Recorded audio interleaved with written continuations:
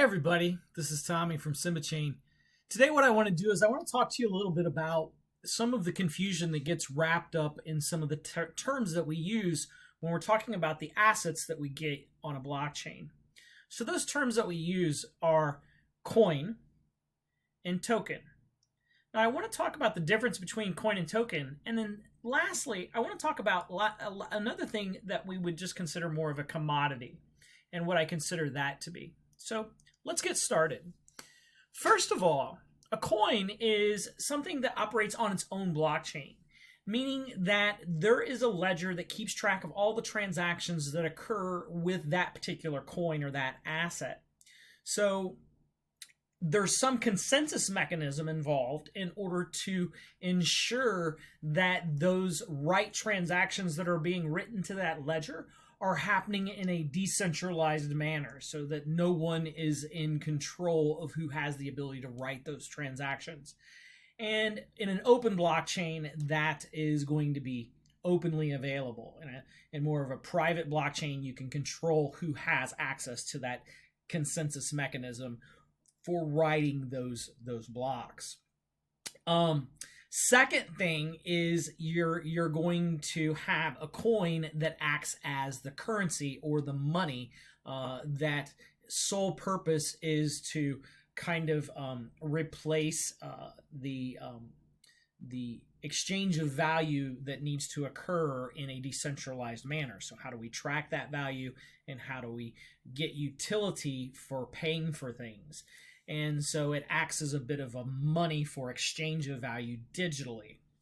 So that's what a coin is. So again, a coin, has the ability to kind of store that value, exchange that value, have that value on its own blockchain, and have a mechanism for that value to get created and distributed to the participants on that blockchain, which of course was that mining or consensus mechanism. A token, conversely, is going to not have their own blockchain specifically.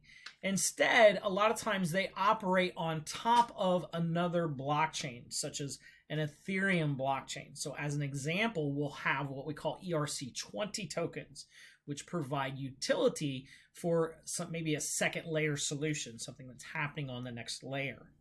So many times, that brings me so again, the token, is going to be a lot of times in Ethereum going to be an ERC20 token that is providing utility, right? It's providing the ability to access some function. And then when we think of a non-fungible token, something that does not necessarily provide utility, but necessarily is tracking value, right? So when you think of tracking value, those are going to be the individual records that are not fungible because it's unique. It's unique to that transaction, right? So give you a good example. If we had non-fungible tokens back when Napster came out, then Napster may not have made such a big footprint on the music industry because we could have had digital assets signed to the owners and know who that asset belongs to. And so we would have a level of digital scarcity so that it couldn't be easily copied and replicated. So anyway, that's time for another story, I suppose. But generally speaking, tokens provide utility or the ability to do validations and claims about a particular data set. Okay.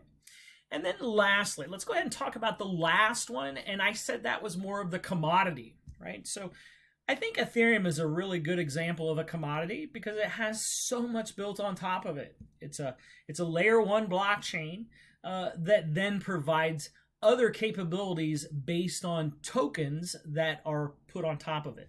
So I like to think of it as just like a token that you might get at an arcade. When you have a token to use the basketball machine, then you can play with the basketball machine, right? So the token provides the utility of whatever was built on top of Ethereum.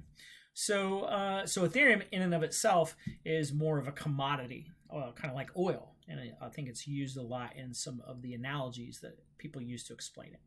So hopefully this has been an educational video for you. Hopefully you have a better understanding of what tokens are, non-fungible versus fungible, and then also have an understanding of what a coin is. And so many times those terms get very confusing, especially if you're just beginning learning on blockchain technology. Check us out at SymbiChain.com. Get started building your own app today. Take care.